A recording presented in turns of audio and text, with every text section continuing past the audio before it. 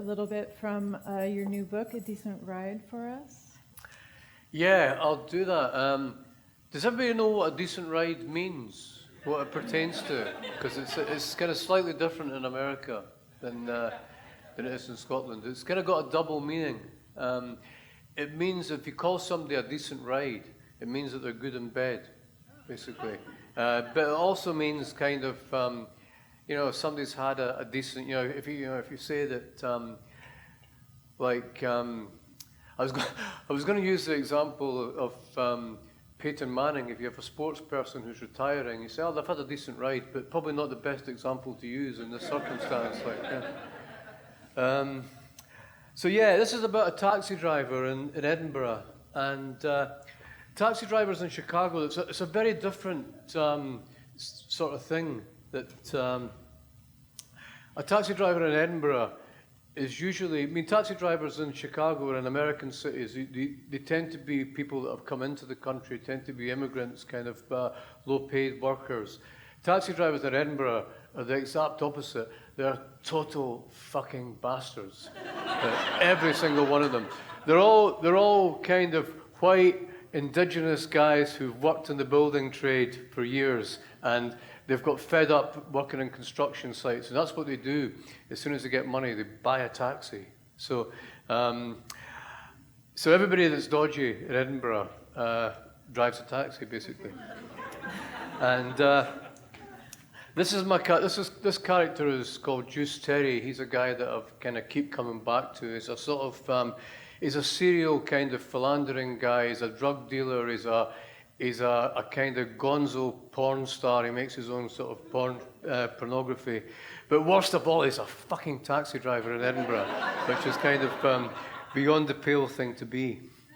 They actually had a documentary program that about 8 years it would be now, and they had this guy going to all different cities all over the world to try and score drugs. And he would just come out in the train station in the city, and he would try to score drugs. And I think, they went to New York.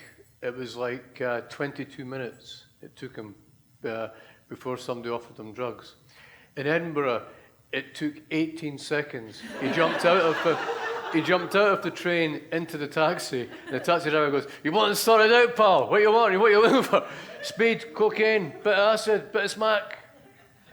So Terry, this is Terry's life. But also, and he drives a taxi basically to pick up women and to deal drugs, to drop off drugs. He's not really that interested in taxi driving, kind of in fares and stuff like that.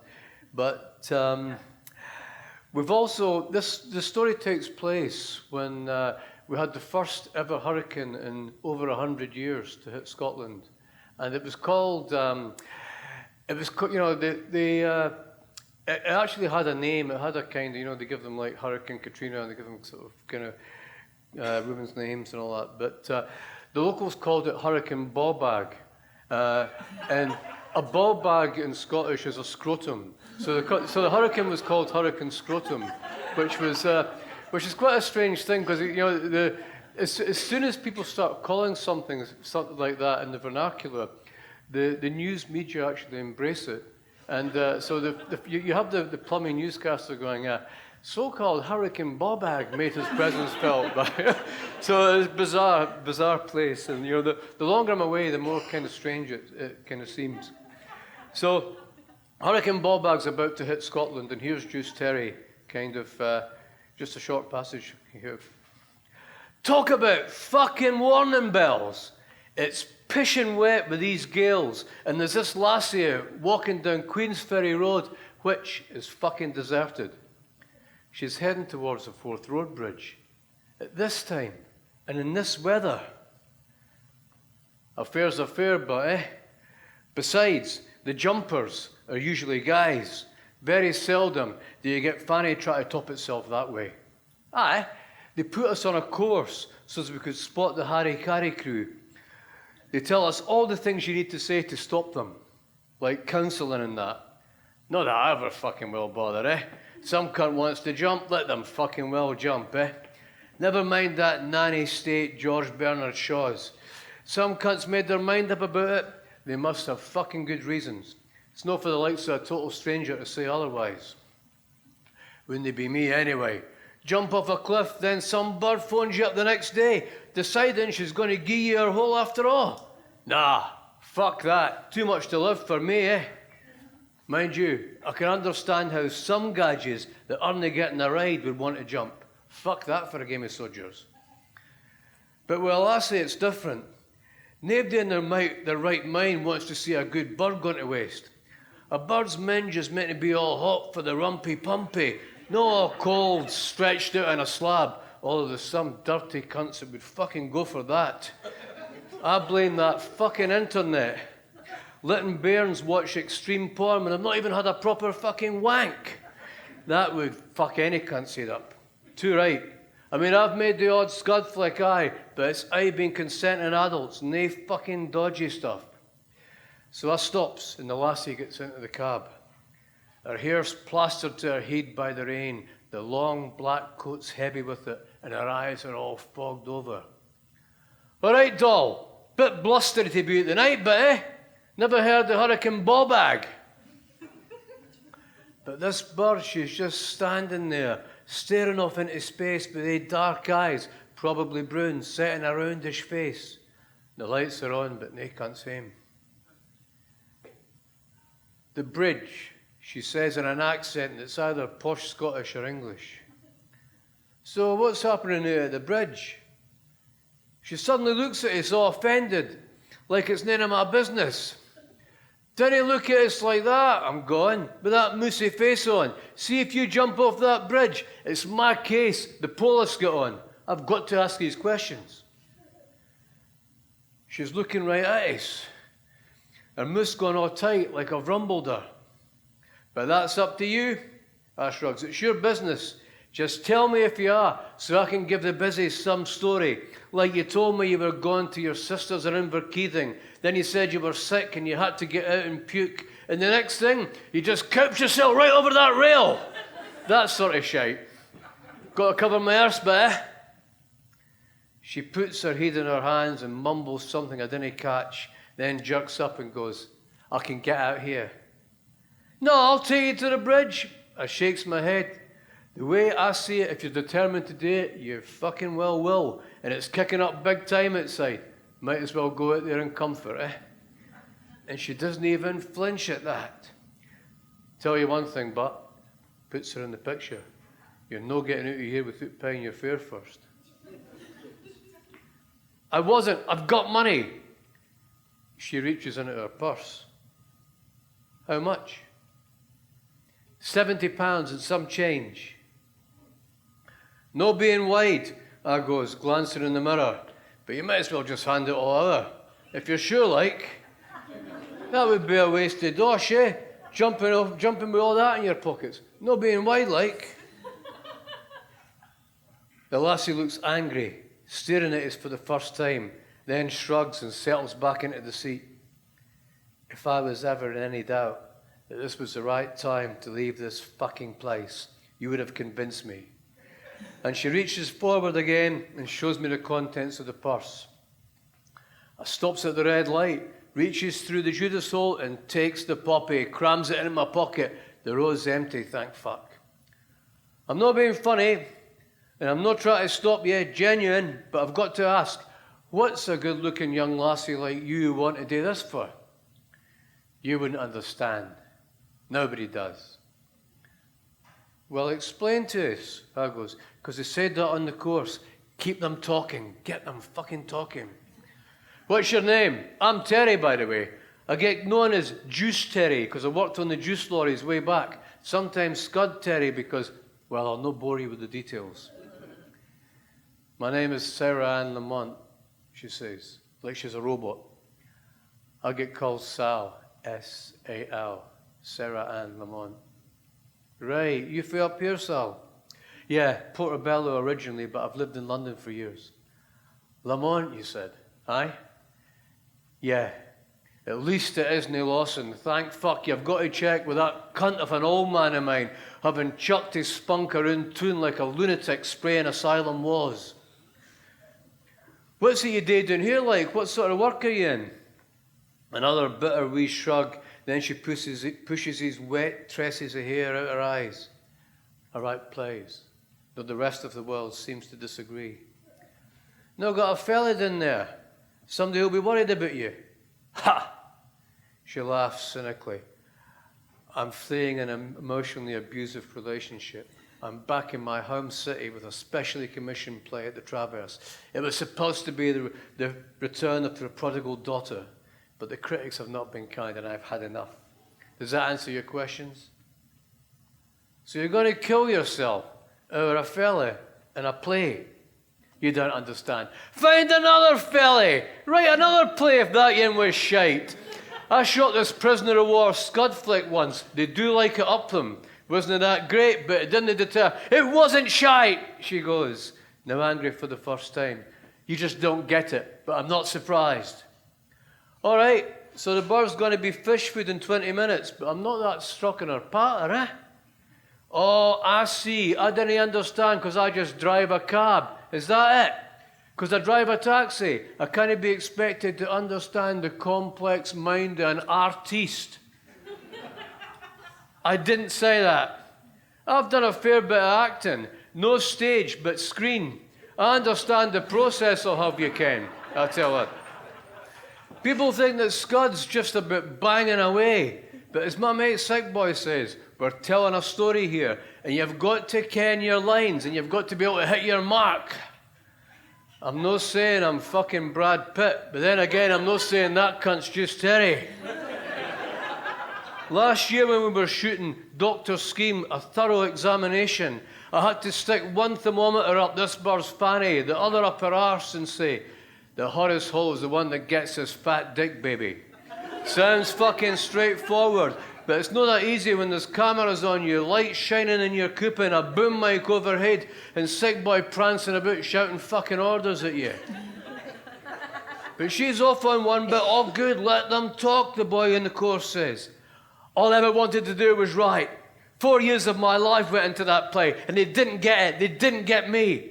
The sneering men I could understand, that cabal of sad old queens. But when the jealous fucking so-called sisters turned on me, she shakes her head, letting the wet locks fly. No, I've had enough. There's no lot you can say to that. I look at her in the mirror. She reminds me of that bird for Liverpool that I made Anal Torpedo 3 with. That was when I played the captain on the whaling ship, crewed by lasses all wearing fishnet tights. Catchphrase, there she blows. She's gone all quiet as we're passing the Barnton roundabout, her hands clasped together on her lap, head bowed, staring at them. So I thinks, fuck it, I'll make a cheeky wee move. Listen, this might seem a wee bit naughty, Sal, but can I ask you a favour? She looks at me like I'm fucking tapped. What? You want a favour from me? What favour can I do anyone now? Well, I was just wondering, see if you're in any big hurry. I shrugs, giving her the cheeky wee smile. Any chance of a wee ride before you jump? What? Her face sort of twists and then she's silent again. Suits me. She's no saying aye, but she's no saying no. I was just wondering, Sal, I ken it's a wee bit cheeky, but you ken that old phrase, a quiet bairn gets knout. Maybe just go out with a bang, your last night on earth. Tell you what, I give you a good fucking coat, pardon my French. You want to have sex with me? Ha! Suicide Sal laughs, her voice going all high like she can't believe what she's hearing. And fuck, she's getting out of her coat and pulling off her jumper. She's sitting there in a black bra. Go ahead, do what the fuck you like. And I does it all right, heading off the slip road just before the bridge toll booth comes into view. The howling wind is that strong, I can barely move the door at first. But with a ride in her back, it could be on its side and buried under an avalanche, and I'd still be able to fucking well open it. Fasten your seatbelt, hen, I shouts at her, because we could be in for some offy bumpy, rumpy pumpy. Thank you for your indulgence, folks. Cheers.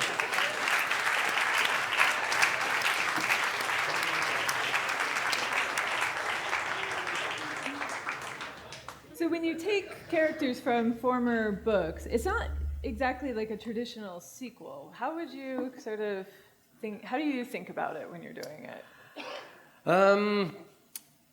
I see the characters that when you write a character, it's like, it's almost like kind of forging a kind of set of tools, basically. And if you have a theme that you want to pursue in a book, or you have a storyline, sometimes you already have the best person to tell the story there. They're in the kind of toolbox. Sometimes you don't. You have to kind of forge a new set from scratch. So there's that aspect of it. There's also they tend to gate crash into stories as well. One book I wrote, Porno, which is it's actually going to be filmed this year. It's a follow-up to Trainspotting.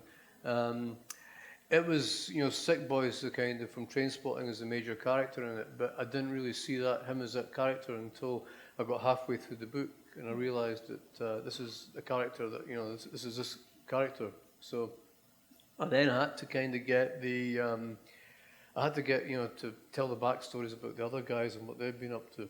So it's not always a good thing when they get crushed into books, but, that's what happens. Do you ever find resistance from readers of where you take the characters? There seems like a lot of feedback these days with that writers get as far as people being upset about where they take the stories. Yeah, I think you never really. You're never going to. I think writing's a very selfish, self-indulgent thing. You're telling your own story, and you're never really going to satisfy people. I think.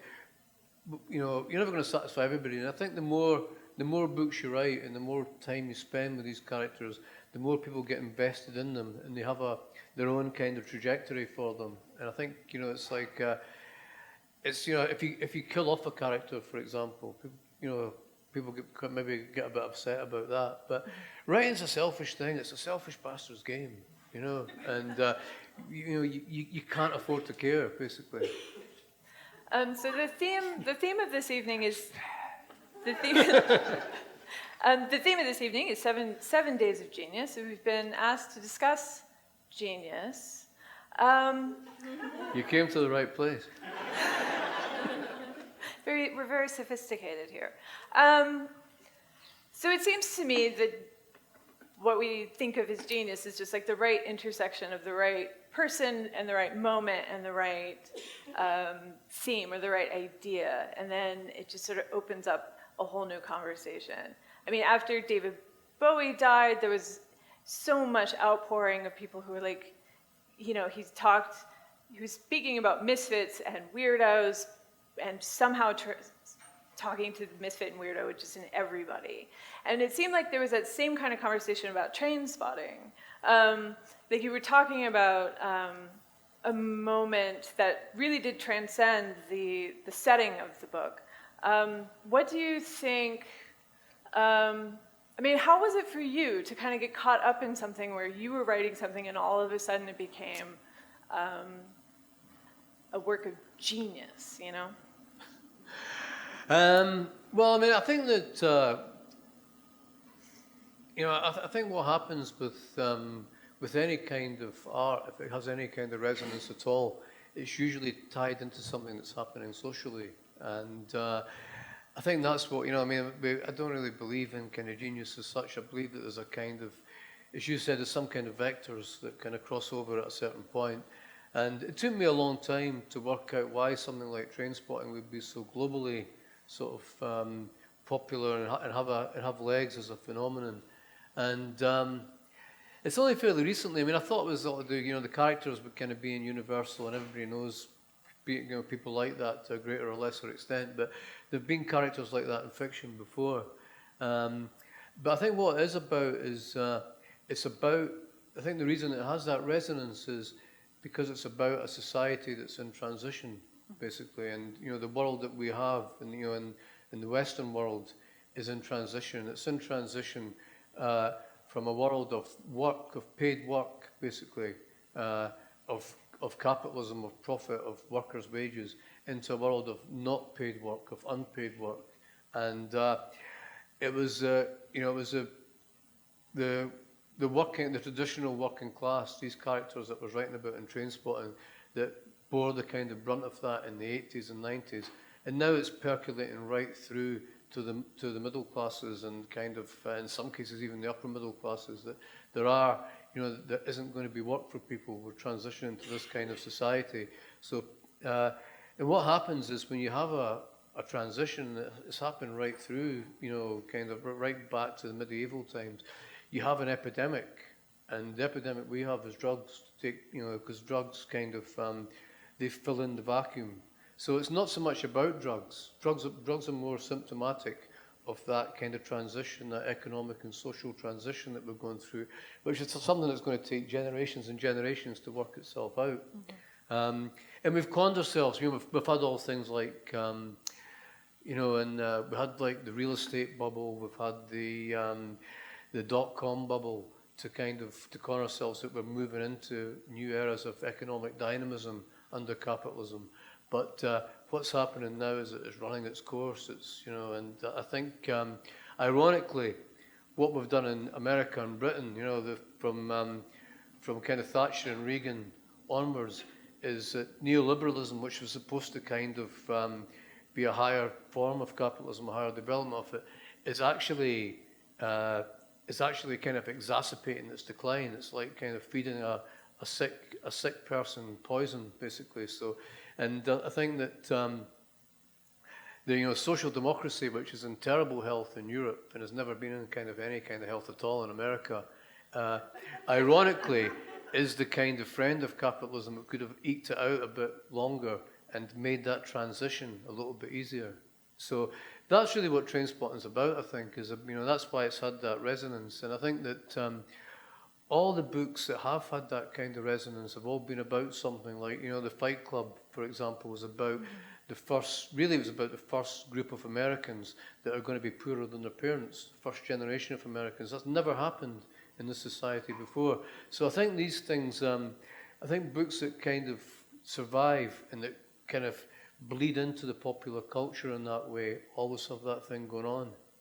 And now that things are becoming a little bit more obvious, it looked like things were going to go on an uptick, but now socially and economically we're definitely down in another downswing. How does it feel to then revisit the Trainspotting characters with the movie version?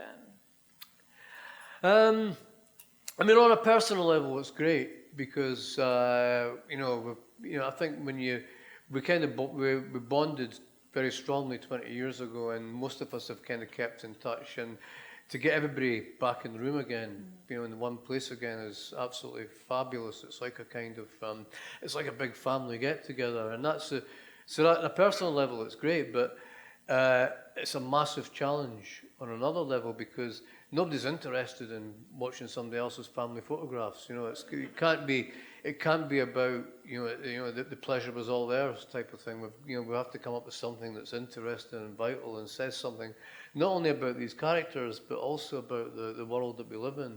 And I think, fortunately, we've managed to do that with the script. But you never know. You can never say until it kind of has a chance to kind of churn through the system. It seems to me that one of the connections between Scotland and Chicago is the wonderful tradition of working class literature. We have, Chicago, that's what makes up Chicago literature, is this kind of working class. But at the moment, it seems like American literature has moved away from the expression of the working class. Now that, there was this essay that made the rounds recently about how writing in America has become infected by the academic class. That's who does the writing now. Do you see like a disconnect between, say, Scottish literature, which seems to still have a working class expression, and American literature, since now you live here? Yeah, I think in general the phenomenon is quite, it's widespread right across the arts, basically. It's like music, it's kind of massive in music now, that basically it's because a lot of kind of middle class, upper middle class people would never have been interested in the arts before, but because it's the only place of employment now, almost, it's the only growth sector of employment, that they have to become interested in it. And because of that, they have the social contacts and kind of, in businesses and in publishing. And they're also, it's like kind of, any, I mean, I've seen it in the music business in Britain that you don't want, if you've got a couple of talented bands, one's Primal Scream, one's Coldplay, you're going to sign Coldplay, young Coldplay every time, because they're not going to give you any trouble. They're going to go and do their gigs, and they're going to they're not going to be fucked on drugs and kind of causing a riot and all that kind of stuff. Whereas, the young Primal Scream will, you have to, you've got, so it's also that kind of thing, there is the connections, you'll pick up, they'll sign the Posh Kids band, basically, because the CEO of the company went to school with the Posh Kid's father or whatever, And I think the same thing kind of happens in writing with publishers. They'll sign up more middle class kind of, or kind of higher middle class writers, and they'll kind of, and if they do have a couple of working class ones, they won't promote them in the same way as they do the middle class writers. So I think it's just that, again, it's part of that kind of the economic changes. And it seems like the storylines have changed as well. Some of the storylines that, say, for drugs in Trainspotting, and then how people tell drug stories, narratives these days. It has like this weird redemption arc. Like you have to kind of, if you're going to talk about drug use in literature these days, it feels like it has to be a recovery storyline. Do you feel kind of disconnected from the wider literature? I think again it's a class thing, because if you're kind of middle class and moneyed and sort of come from a stable background, having a drug problem isn't really a big thing. You can have a drug problem for a few years and then get rid of it. It's not a big thing. I mean, but if somebody's got nowhere to go, economically, or nowhere to go in terms of careers or progression, or they're stuck in that place. There's nowhere else to go from there. If somebody's kind of had kind of a whole history of family abuse or mental issues, they're stuck in that kind of loop. There's nowhere for them to go there. So it's very much a kind of it's for some people it's actually, I mean, it would actually be a good thing to get a drug habit, because you would be indulged, looked after, sent to a nice clinic, and then you could come back out and write about all your experiences. You've got stuff to write about, So it's probably a good career move, I think. I mean, it certainly was a good career move for me. And it seems like it's interesting to read reviews of your books from kind of traditional media, or at least the backlash that happens to some of your books from the critical culture that says you're glamorizing drug use, you're glamorizing poverty, which always seems mysterious to me, because it does not seem, your books are not glamorous. So what do you think they're trying to say by that? I think it's nonsense. I mean, I think what it is that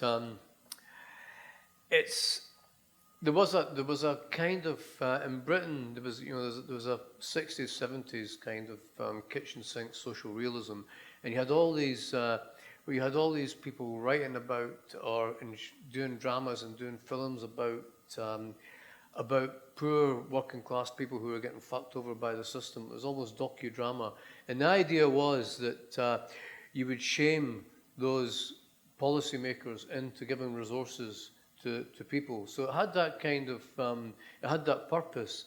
But I mean, Thatcherism changed all that. You don't really, there were no resources, and nobody was certainly going to give them to ordinary people anyway if there were. So you couldn't really do that. And all that kind of stuff did was make a whole generation of middle class people feel superior and smug that they weren't in that kind of situation. So I think that, when you don't portray working class people or any marginalized people, when you don't portray like working class people, women, ethnic minority people, if you don't portray them as victims, and you have a lot of problems. Basically, you run up against some kind of entrenched opposition about how people believe things should operate. And I think the other thing is that if structurally, when you write a book, if you give the characters the kind of the sort of narrative, the monologue, as well as the dialogue. I mean, it's all it's like it's a tradition in literature that you can give people regional accents, a few lines of dialogue because they sound funny, and the James Bond type kind of hero of it can chuckle away to himself about that, about how funny these people speak wherever it is. But if you actually give them the narrative as well, and it really takes away, it challenges that power, it challenges that kind of precept. So I think that it was a very, very uncomfortable. I think my stuff in general, and a lot of Scottish literature, a lot of kind of literature of that kind is very, very hard for a kind of very waspish literary culture to assimilate because of that. The thing I always loved about your books was the way that they did transcend this setting. I grew up in a very small town in Kansas, which is where, as a teenager, I started reading your books. And it is, farming community. And it seemed like the same kind of trapped, the same kind of like this is as far as your life will ever go. And I loved how taking, even Scottish slang, seemed very personal. The book seemed very personal to me.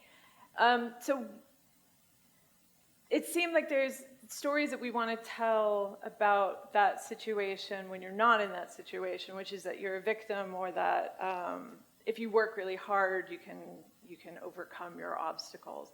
But then there's the actual stories you want to hear when you're in that situation. I mean, what were you reading when you were growing up? I kind of read. I had a kind of, where I grew up, it was a small kind of council house, what you guys call projects over here. So there wasn't room for shelves or books. There wasn't a lot of, it was very small kind of, the rooms were very small, and you couldn't really put up, if you tried to put up a shelf, you would basically be in the next door neighbour's kind of house, basically. So there weren't a lot of books there, but a lot of books got circulated. If there was a book that was popular, it would pass around kind of to neighbours and friends and all that. I remember my Uncle Jack, he was a fireman, and he took an Open University course, and I basically inherited all his books. I inherited a lot of Orwell, I inherited a lot of Evelyn Waugh, who was a very posh kind of English upper class writer, but I liked the way he wrote about male relationships. He kind of had the underlying kind of Schadenfreude and competitiveness and all that. I think was very kind of interesting. So that was my kind of real introduction to what would be quality literature, which is kind of most people in Britain, when you get to a certain age, they kind of read Orwell in the same way that people read kind of Kerouac and Burroughs here, basically.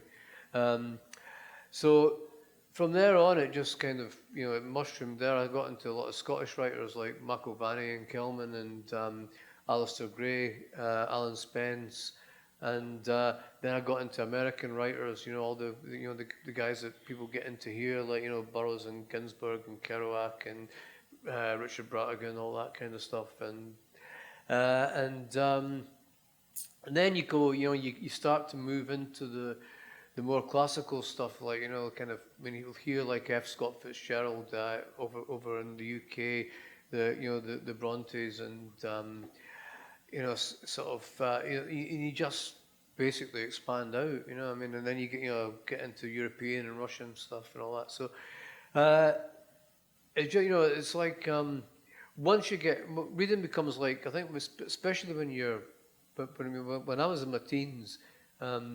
Reading became like an addiction with me. It was like a guilty pleasure. I always had a book stuffed into the inside of my pocket. And when I was working as a television mechanic, and everybody else was kind of had the Sun or the Daily Record, I'd be sitting there with my novel, basically.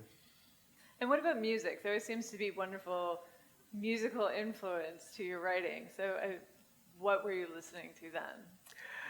Well, I'm of the generation that I kind of grew up on Bowie, basically, and he kind of, he liberated the whole generation, the working class people, in terms of the way they dressed, the way they acted, the way, sexuality, kind of the way they related to men, the way men and women related to each other. It was all changed by the way he was, and. It was like, again, he was almost like a gateway into everything. He was a gateway into sort of the Velvet Underground. He was a gateway into soul music, and and kind of European music, Kraftwerk, and all that. And so basically, kind of that was a launch pad into everything. And I know from your Twitter feed that you're paying attention to the U.S. election primary process. It seems to me that actually, like the Trump supporters seem to be kind of the same sort of white male, lower class as your characters in this, kind of like not sure what they're doing with themselves and not sure where to put their energy. Do you wanna say anything about that, or tell me I'm full of shit? It's fine too. Yeah, I mean, I think that you have a lot of basically when you have it's kind of been proven right back since like Germany in the 30s and all that. When you have a kind of when you have capitalism under pressure, the sort of the exertion always comes from the right and the left. It comes from the kind of populist, kind of fascistic kind of right, and a sort of idealistic kind of left. And you see it here with Trump and Saunders. You see it in Britain with in England, more specifically with the UKIP and Corbyn. It's the same forces. You see it in France with Le Pen, and you see it on the left in Greece with Syriza and all that. So I mean, I think it's inevitable that this kind of thing is going to happen, and I think we've moved into that age where it is almost like a reality TV game show with Trump. You've got somebody who's very savvy, completely understands the media in a way that his opponents don't, and I don't think really cares what he says, but he has this kind of the millionaire's son entitlement that he deserves to be president because he's rich, basically, and he'll say anything and do anything to get there. But he knows how to play that base. But also that base of kind of disenfranchised or seeming to be disenfranchised white people who feel that they've kind of like everybody else, they feel that they've had everybody feels hard done by now. Everybody feels, they've had a bad time. And they kind of are. I mean, they are. Capitalism is failing. We're all having a bad time, and it's going to get worse. And it's appealing to that kind of sort of darker side of entitlement that people feel they've got this kind of special, this special paltry kind of rank within the whole kind of hierarchy. And they fear it's being taken away from them, or they fear it has been taken away from them. But there's also that kind of even for people that dislike Trump and dislike his politics, there's also that kind of glee that is upsetting other people that they dislike. And I think there's also that thing, there's also that thing with Saunders as well. But he can't be as populist. Obviously, he has to act more on principle, because he's kind of he's really kind of aiming for higher values. But I think there is just this whole kind of disaffection with the mainstream, and it's right, and there should be as well. Yeah. Not marking the manifestations of it, but it's. So I think we're moving to questions from the audience at this point. Hey, how are you? Hi, good. How are you doing? I'm good. I was thinking when you were talking about like the collapse of neoliberalism and the kind of decline of capitalism, and also about the rise of sort of posh bands like Coldplay and James Blunt. I was sort of thinking David Hare wrote a piece in The Guardian this week about the decline of capitalism, and I was wondering what role you think maybe the arts have in that, like music. Because I grew up under like the Clash, the Manics, Primal Scream, the kind of resistant bands, and I don't really see that anymore. So I was wondering if you think the arts still have a role to play in resisting. Yeah, I mean, certainly, I know that, from the Scottish referendum, the artists kind of had a big say in that, because the whole, the establishment is basically very much tied in with the UK establishment and against it. I think it's, it's like the fact that so many people in the arts kind of get involved in politics. It's the absence of any opposition, really. It's all the kind of, the Democrats, the Labour Party have basically been co-opted into the system and kind of bought over and all that. So I think that's, so I think that, that there is these kind of voices. I mean, it gets a bit boring and a bit tedious when you hear actors and you hear musicians, pop stars talking about kind of worthy causes and all that, but there's nobody else that's got any major profile that will talk about it. The politicians won't. So it's almost a kind of role that's been thrust upon people in the arts. But I don't know. I mean, how it's going to work out, and I don't know. And I think that as we were talking about earlier on, there are less radical artists almost every kind of year. There's fewer and fewer and fewer and fewer, and there's more kind of depoliticized, kind of sort of middle class people who just think, this is a job, I've got to this is the thing that I'm into, I've just got to do this, I've got to kind of punch a clock.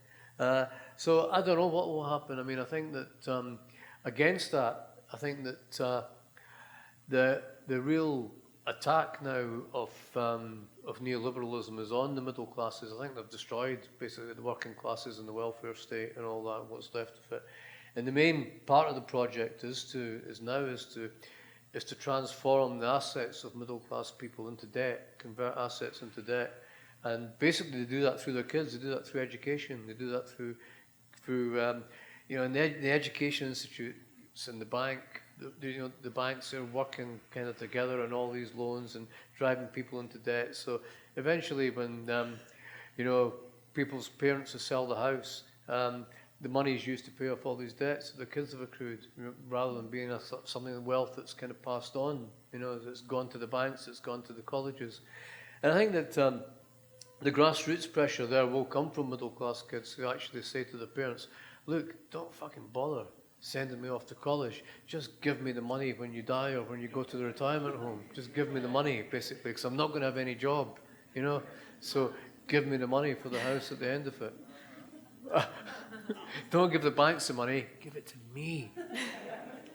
So now that you're living outside of Great Britain and your stories are still centered on people who are in this system, I guess, how do you think differently, or if you do, about the characters and the stories that you're telling? Yeah, it's kind of nice in a way. I mean, I think it would have changed me a lot more 15 years ago if I'd been over here then, because I think you experience Exile very differently now because of all the social media and you kind of phones and Skype. I was talking about Skype. Sometimes I just have it on in the kitchen, and and it's like. And it's on in somebody else's kitchen in Scotland, and there's kind of kids playing in the background, there's people kind of messing around and all that. I'm thinking, what the fuck am I doing here? I don't actually want these bastards in my room. This isn't going out live or anything like that. Everything goes out live now. I'm fucked. Huh? That's the way it is. So you kind of you don't feel divorced from it in the same way that you used to. I mean, I was. In my early 20s, when I first came to America, I was in LA for 3 months, and I was because I was younger and even stupider. I was a fish out of water there. I just didn't, I felt so far away from home. I just felt completely lost, and I was kind of struggling to function on a daily basis, basically. Mind you, I suppose I was back home as well, but I just did feel really cut off. Now I don't feel like that I've left. I mean, it's like when I was over for the Scottish referendum, a pal of mine said to me, he was voting, he was for no, I was for yes, and he said, "What are you doing talking about the Scottish referendum? You don't even live here now." And I said, "Look, if you take this front room where you're sitting on this fucking couch watching TV snorting base speed, drinking whiskey all day.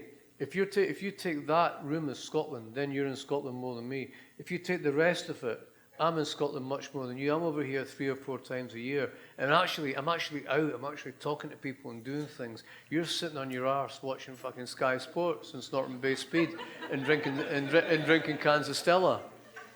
You know. So who's in Scotland more? Probably him, actually, when I think about it. Great Chicago writer Nelson Algren, it occurs to me, he never forgave Otto Preminger for his treatment of his book Man with Golden Arm. He never really got over it. He was bitter about it till the day he died. What was your process like handing over your art to someone else to make something different in a different medium? Well, I mean, that's the key words there, as you said, are different in a different media, and you have to understand that from the start, you know. To me, I've had 4 books made into films now, and some of them have been, a couple of them have been, you know, I think there's been 1 film that hasn't been very great. There's been 2 films that have been spectacular, one of which has become a kind of global thing, and 1 has been very good.